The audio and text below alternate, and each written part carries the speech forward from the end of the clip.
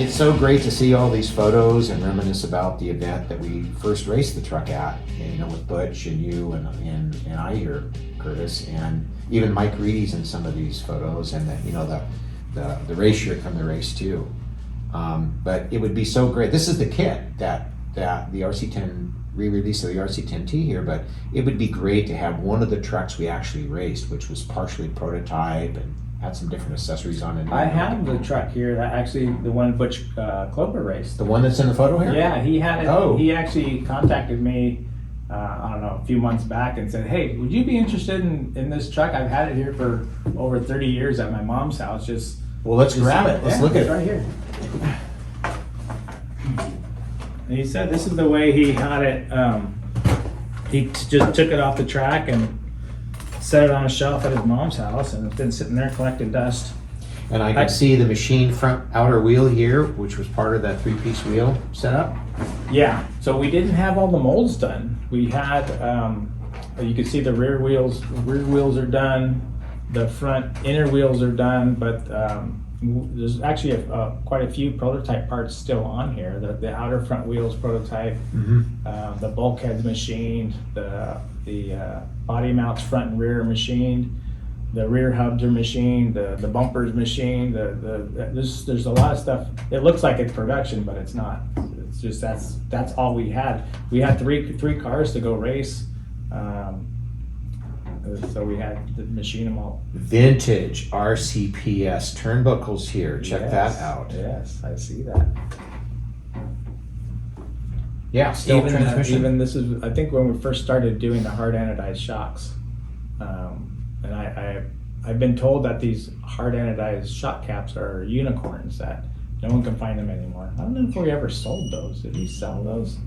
We had black ones at one time, or we started making black ones, but I don't remember ever selling those. So if anybody has them, hold on to them. And we went to the Florida Winter Nats with powder-coated chassis. Butch obviously had pink. The pink. Right? I had red, I believe, and... I had the fluorescent green. Yeah, fluorescent green. We had the green. bodies to match, so that was kind of cool. And we actually sold these. I mean, these things sold like hotcakes, right? Yeah, we sold a lot of them. So, and we did yellow and a blue, like a candy blue, as well. Yeah, lots of memories here. Yeah, a lot of work going into these things. 6-cell or 7-cell, right? Yeah, at the race though, I think we ran 7-cell. That's a big track.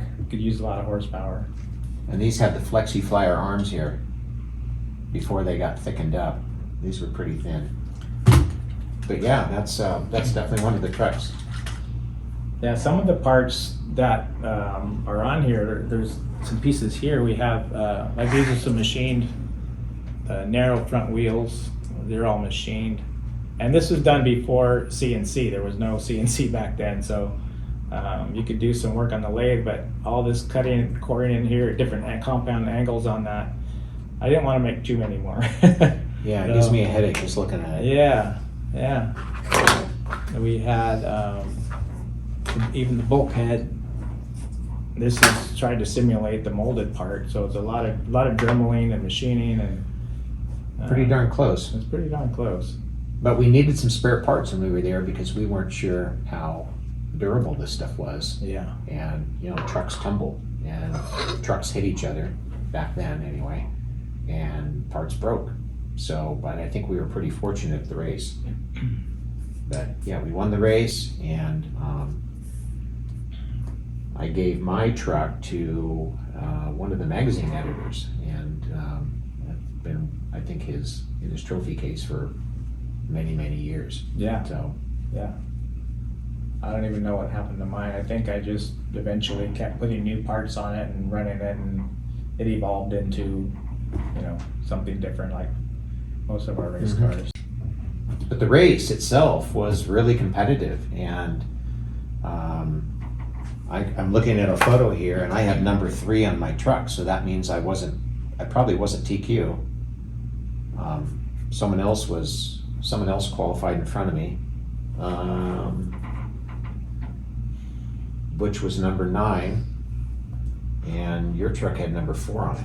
So I don't know if we qualified that way. We'd probably have to look look at results to see that, but Yeah, I don't even remember where I finished. I know I wasn't third because we would have noted for second and third. I could have been fourth or something, but anyway, yeah. Yeah.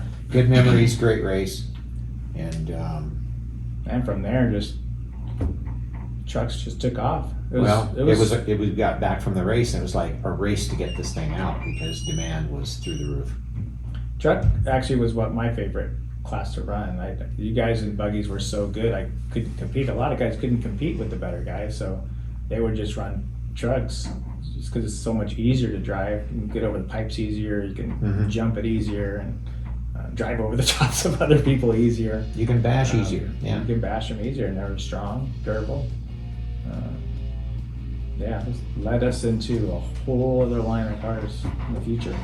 no kidding. Trucks.